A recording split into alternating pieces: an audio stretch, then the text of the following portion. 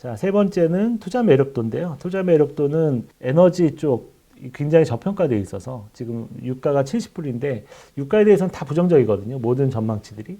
근데 저희는 유가가 의외로 내년에 많이 오를 수도 있다 이런 생각을 해요. 왜냐하면 워낙 싼 데다가 전 세계 글로벌 재고가 지금 굉장히 빠르게 소진되고 있어요. 컨센서스는 그렇지 않은데 컨센서스는 다 이제 안 좋다는 쪽인데 저희는 일단 가격은 바닥권이고 더 밀릴 데는 없고 그 다음에 이제 미국이 셰일오일을 뭐 300만 배럴을 생산하겠다 이렇게 이제 재무장관이 얘기를 했는데 지금 펌 분지라고 이제 그런 어떤 그 미국의 셰일 분지들이 생산성이 점점 떨어지고 있어요, 사실은. 그러니까 그게 초기에는 잘 나오는데 그 다음부터는 좀 생산성이 떨어지거든요. 이제 이런 것들을 보면 실제로 그렇게 많이 생산하기가 좀 어렵고 시간이 갈수록 좀 고갈되는 생산량이 좀 줄어들 수 있는 사실은 올해 좀 무리해서 많이 캔 거고요. 예, 그렇게 보고 있거든요. 그래서 이런 수급 상황을 보면 저희가 봤을 때는 이게 되게 휘발적이다. 그러니까 가격이 눌려 있는데 워낙 싸서 잘 밀리진 않고 컨센서스가 안 좋으니까 눌려 있긴 하지만 뭔가 수급상의 문제가 생기거나 저희가 생각하는 이제 그런 것들 수급상의 문제 또는 정치적인 문제, 정세적인 문제, 뭐 국지전이 발생한다든가 뭐 여러 가지가 있을 수 있겠죠. 중동 사태가 발생한다든가 어떤 일이 발생해서 뭔가 모멘텀만 생기면 언제든지 막 100불, 150불 갈 수 있는 이제 그런 어떤 상황이기 때문에 저희는 에너지는 장기적으로 좋게 보고 있고요. 골드는 여전히 좋게 보고 있고 달러 좋게 보고 있는데 채권, 장기 채권에 대해서는 조금 약간 부정적으로 보고 있고요. 저희는 한 미국 10년물 국채 금리 기준으로 내년도에 한 6%까지는 올라갈 수도 있다. 이렇게 보고 있기 때문에 한 6% 정도 가면 아마 이 매력도가 되게 높아질 것 같아요. 그때는 이제 장기 채권을 투자할 만한 매력도가 생긴다고 보기 때문에 그때까지는 한번 기다려보자. 이렇게 보고 있고 부동산이 제일 매력도가 적고요. 한국 증시 매력도 많이 떨어졌고 왜냐면 이거는 이제 어닝이 꺾여서 그래요. 싼 건 비슷하게 더 싸졌는데 어닝이 많이 꺾이는 바람에 점수가 많이 떨어졌습니다.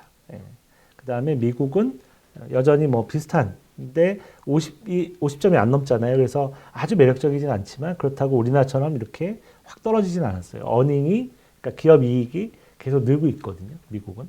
그래서 미국과 우리나라가 좀 방향이 많이 달라졌다. 이렇게 보고 있습니다. 그래서 우리나라는 뭐 이 정도 되면 투자하기 좀 어렵고요. 미국은 이제 투자를 하더라도 보수적으로 최대한 적은 비중으로 가져가고 장기 채권도 최대한 적은 비중으로 좀 조심하는 게 좋다 이렇게 보고 있고 에너지는 좀 바닥에서 좀 사모으는 개념으로 그렇게 갔으면 좋겠고 골드는 지금 사갖고 계시다면 뭐 굳이 팔 필요는 없다. 그냥 홀딩해서 가도 된다 이렇게 보고 있습니다.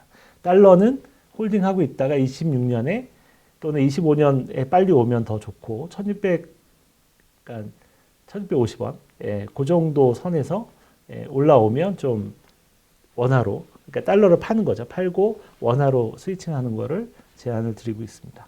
자 이제 주식시장 전망 미국하고 한국 전망인데 지금 미국은 버블이죠. 버블인데 6,200 정도, 6,300 정도가 사실 버블의 끝이에요. 여기 보시면 이 정도가 이 마켓 P거든요. 마켓 P 상으로 거의 고점이 6,200이고요.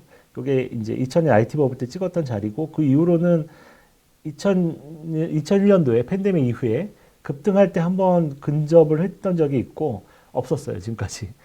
두 번 있었네요. 그 사이에는 없었는데 이번 세 번째죠. 세 번째라서 6,200이 S&P 500 기준 6,200이 굉장히 강력한 저항선이 된다는 거예요. 저항선이 되고 단기적으로 6,200 올라가면 거기를 쉽게 뚫지는 못하고요.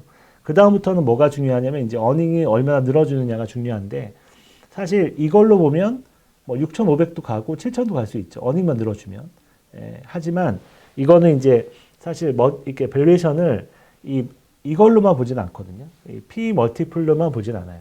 물론 미국에 투자하고 있는 단기 모멘텀 플레이어들, 그러니까 방향성을 보고 투자하는 모멘텀 플레이어들, 그 다음에 추세를 보고 투자하는 플레이어들은 이것만 보거든요. 이 전체 미국 시가총액의 밸류에이션은 보지 않아요. 보지 않는데 이제 워런 버핏이나 이런 할아버지들이 지금 현금화 많이 하고 있는 이유는 요게 올라간다고 해도 미국 자체의 밸류에이션이 너무 높다는 거예요. 예, 저희도 마찬가지 그런 생각 갖고 있고 그래서 뭐 여기서 가봤자 6,300 정도, 2, 300 정도 저희가 처음에 6,200, 300 얘기했잖아요. 거의 다 오고 있는데 이 정도로 보고 있는데 만약에 여기를 넘어서게 되면 이제 완전히 이제 초버블로 가는 거예요. 그거는 이제 예측을 할 수 없어요. 그 다음부터는 예측 불가능하게 움직였다가 그 대신 급등했다가 급락하는 보통 이제 버블의 끝에 팍 치고 팍 내려오는 그런 어떤 마지막 피크 자리거든요. 근데 그거는 뭐 예측이 안 되기 때문에 뭐 단기적으로 6,500, 7,000을 딱 찍고 내려올 수도 있는 거죠.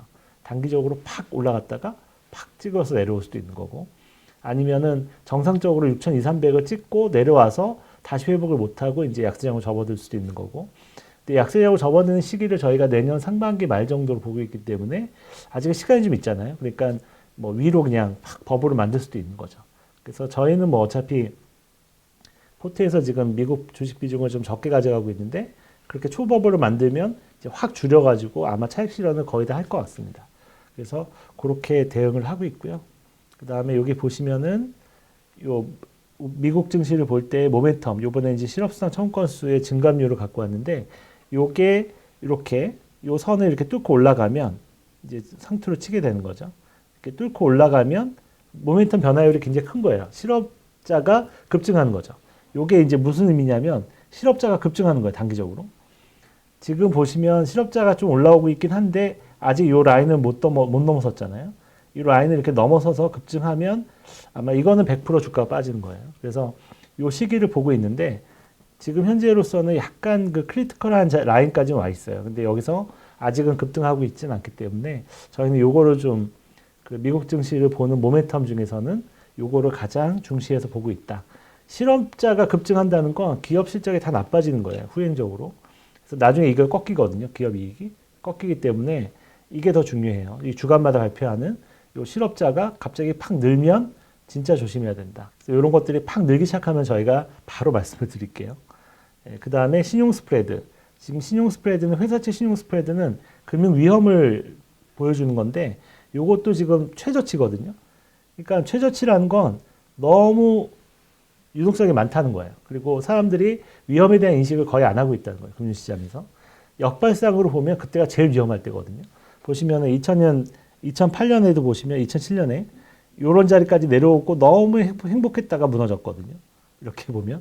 이럴 때도 이렇게 너무 행복했다가 무너지고 지금 이 자리까지 왔거든요. 그래서 사실 이런 거 역발상을 보는 경우도 많은데 이게 계속 떨어질 수는 없기 때문에 이 정도면 맥시멈 떨어진 거거든요. 그 얘기는 지금 맥시멈으로 낙관적이다라고 볼 수 있어요. 미국 증시에 대해서. 근데 이 증시라는 건 맥시멈 사람들이 다 낙관적이면 그때가 제일 위험한 거거든요. 주식이라는 게 원래 그래요.